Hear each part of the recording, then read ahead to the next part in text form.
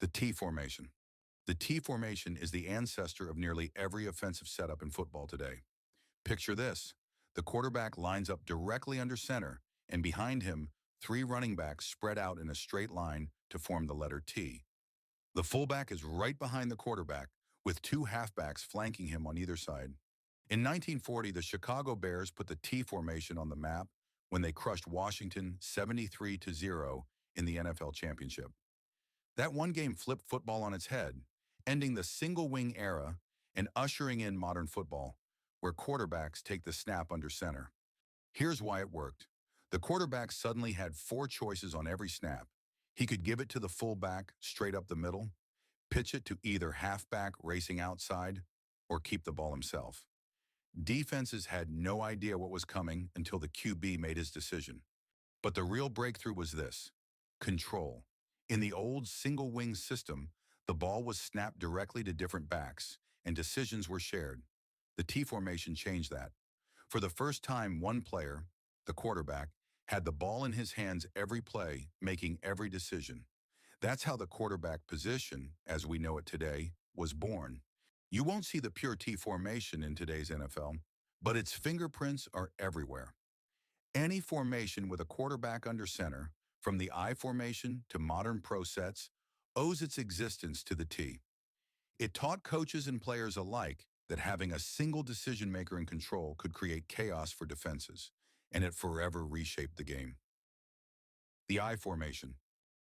Take the T formation and line up those running backs in a straight line behind the quarterback. That's the I formation, and for decades it ruled football. The quarterback takes the snap under center. Directly behind him, about 4 yards deep, is the fullback.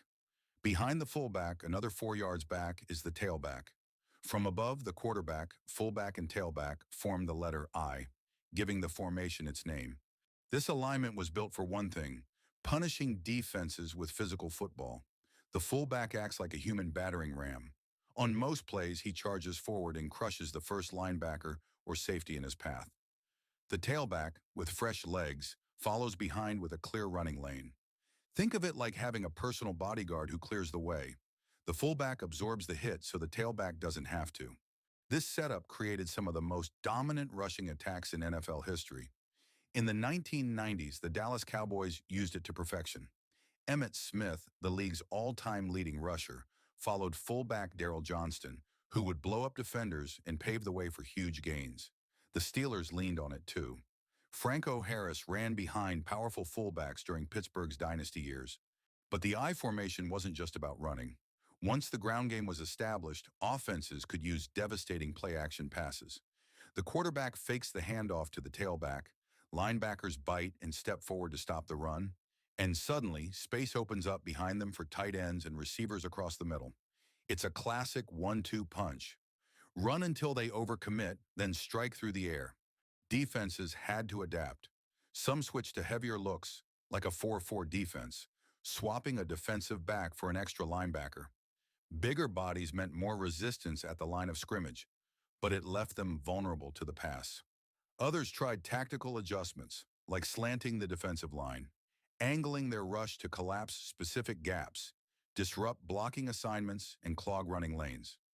This is where football becomes a chess match. Every move on offense forces a counter move on defense. Even though you don't see the I formation as much in today's spread-heavy NFL, its influence is still alive. Teams still use it in short yardage or goal line situations when raw power is what matters most. And just like the T formation before it, the I formation shaped decades of football by combining strength, balance, and deception. The single back formation. Take the fullback out of the I formation and spread out your receivers. What you have now is the single back formation, also called the ace formation. One running back positioned about 5 yards behind the quarterback. At first glance, it looks simple, but this formation changed football because it offers something rare: perfect balance. From this setup, you can do almost anything. You can hand the ball off to the running back for a powerful ground game, send receivers deep for explosive passes, or use the running back as a receiving threat himself. With one back in the backfield and multiple receivers split wide, defenses can't key in on just one aspect of your offense. The real innovation is the slot receiver.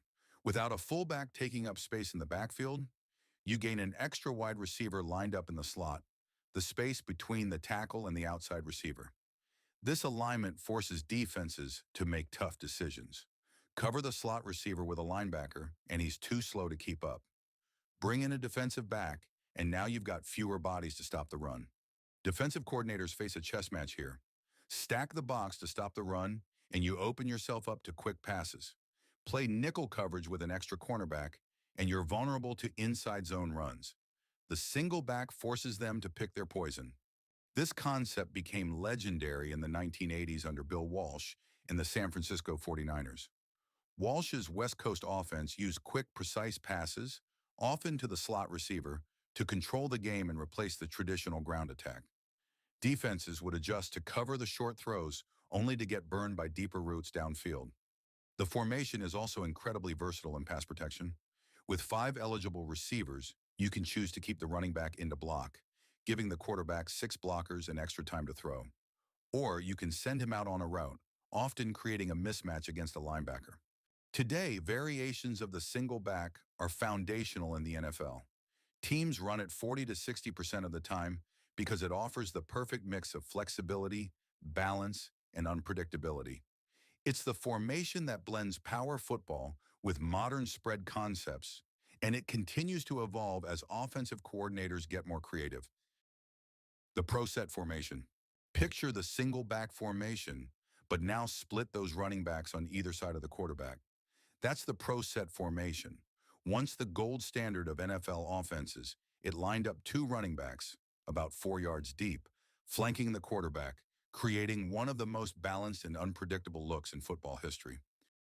In the pro set, the quarterback takes the snap under center, with each running back ready for action. This setup created tremendous deception. The defense couldn't easily tell which back would get the ball. One could take a quick dive through the interior gaps, while the other could sweep to the outside. And on any given play, both could release into routes, forcing linebackers to make tough coverage decisions. The versatility of the pro set extended beyond running plays. On passes, one back could stay in to pick up a blitz, while the other slipped out as a safety valve receiver. This dual threat approach kept defenses guessing, and its symmetry made it hard for defenders to read blocking schemes. Teams could run power football to either side or spread defenses thin with passes. Legendary coaches like Joe Gibbs built entire offenses around this formation. In Washington's glory years, they experimented with personnel, mixing a bruising fullback in a speedy tailback, or even flexing a tight end out wide as a wingback. This creativity allowed them to dominate in an era where defensive schemes were simpler and run-heavy offenses were the norm. But like the I formation, the pro set eventually faded. The NFL shifted toward faster, pass-heavy offenses. As defenses started fielding 5, 6, or even 7 defensive backs, the value of a second running back on the field diminished.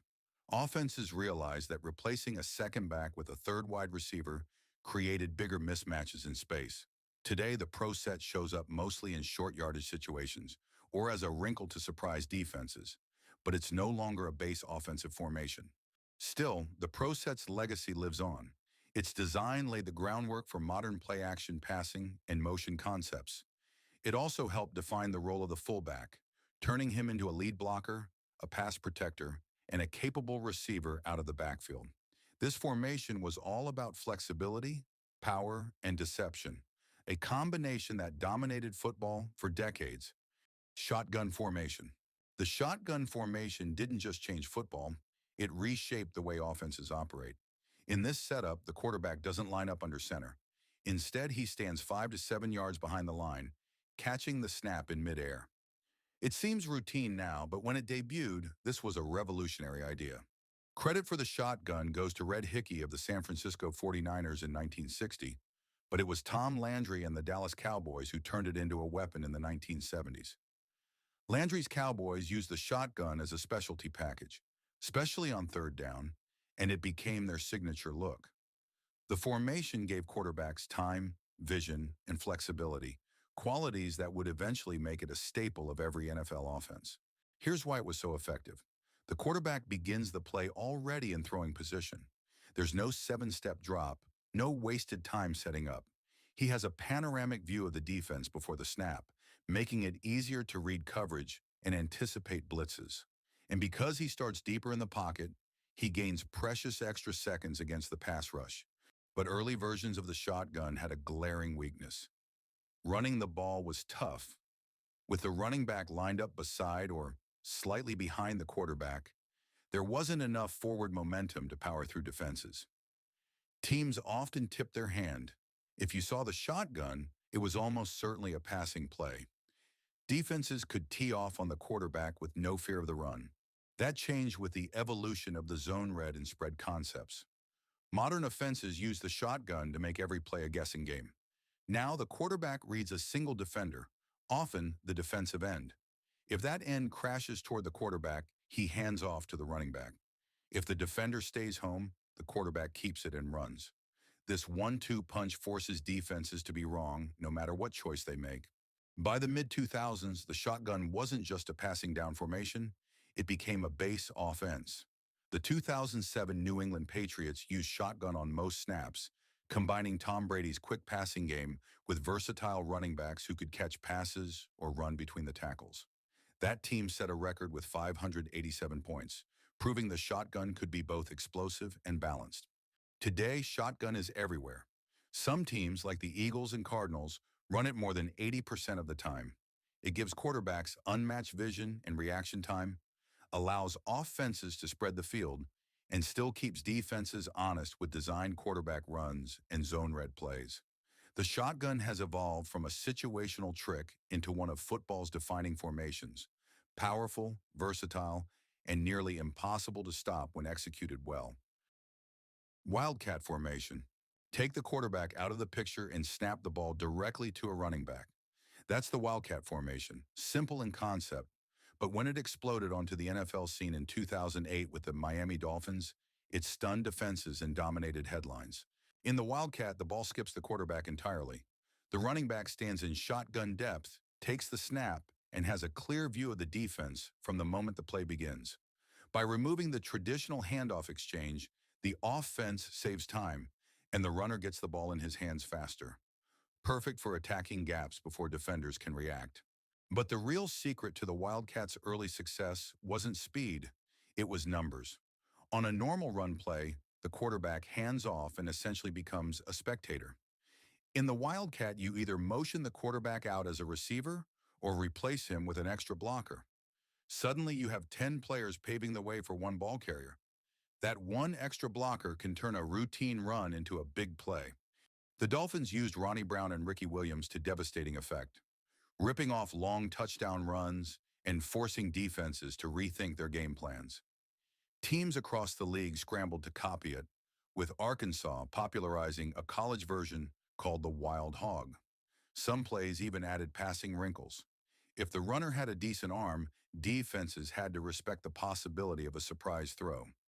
This forced defensive coordinators to stay conservative, keeping safeties deep just in case. However, the Wildcats' magic didn't last long. NFL defenses quickly realized that most Wildcat quarterbacks, really just running backs, weren't threats to throw consistently. Once the element of surprise disappeared, teams stacked defenders in the box and smothered the run. Without a credible passing option, the formation became predictable. Today, the Wildcat is more of a trick play than a foundation. It still shows up in red zone packages or as a way to catch a defense off guard, but it's no longer a core offensive identity. Its brief rise and fall, however, proved a key lesson. Creativity can flip the script in football, but innovation only lasts until defensive coordinators catch up. Spread formation. Take the single back formation, swap your tight end for another wide receiver, and stretch the offense sideline to sideline. That's the spread formation. It puts 4 wide receivers on the field with 1 running back, forcing the defense to cover every inch of grass. The goal is simple but deadly.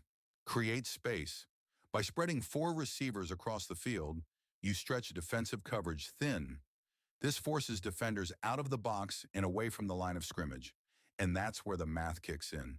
If a defense brings 6 defensive backs to cover your 4 receivers, they're left with just 5 players near the line. That's a 5-on-5 matchup for your O-line and running back. An even fight, the offense often wins. If the defense counters by leaving more players in the box to stop the run, you now have 4 receivers working against fewer defensive backs. The numbers tilt in the offense's favor no matter what. That's the genius of the spread. It forces defensive coordinators into a lose-lose scenario. College programs like Texas Tech and Hawaii turn the spread into an art form. They ditch traditional power football, relying on lightning-quick passes to receivers in space. In these systems, the short passing game became the running game, controlling the ball with high-percentage throws while keeping defenses on their heels. But there's a trade-off. The spread sacrifices pass protection. Without a tight end or fullback to help block, the quarterback has less time to survey the field. That's why many spread concepts use three-step drops and fast-developing routes designed to release the ball in under 2.5 seconds. It's a high-speed chess match where timing and rhythm are everything. In today's NFL, spread concepts are part of every team's playbook, but they're used situationally. You'll see it on 3rd and long, in 2-minute drills, or whenever an offense needs a spark. Most teams prefer balance, keeping at least one tight end on the field for blocking versatility. Still, the spread has left its mark, shaping modern offenses and influencing everything from college air raid attacks to RPO heavy pro schemes. Empty formation. Take every running back out of the backfield, spread 5 eligible receivers across the field, and leave the quarterback all alone. That's the empty formation. It's the ultimate passing look, a formation designed to attack defenses with maximum firepower. You'll see it in 2-minute drills on 3rd and long, or in high-pressure moments when a completion is absolutely critical. The math is simple. 5 receivers, 5 possible targets. Even if a defense locks down 4 perfectly, someone is likely open. The formation forces defenses to cover every inch of the field, often using their dime package with 6 defensive backs. But that extra coverage comes at a cost. With so many defenders spread out to cover routes, the pass rush has to come from the front 4. If those linemen can't get pressure quickly, the quarterback has time to pick apart coverage and find a mismatch. Few teams mastered this concept like the New England Patriots under Tom Brady. His ability to diagnose coverages before the snap and deliver the ball in under 2 seconds made empty sets nearly unstoppable. When a quarterback can read defenses that quickly, empty becomes a nightmare for defensive coordinators. But the formation has its weaknesses. With no running back in the backfield, the quarterback has zero help in pass protection. Defenses know this, and they'll blitz aggressively, forcing the quarterback to make rapid decisions. Most empty formations rely on quick 3-step routes, hot reads, and timing throws designed to beat pressure. The ball has to come out fast, or the play falls apart.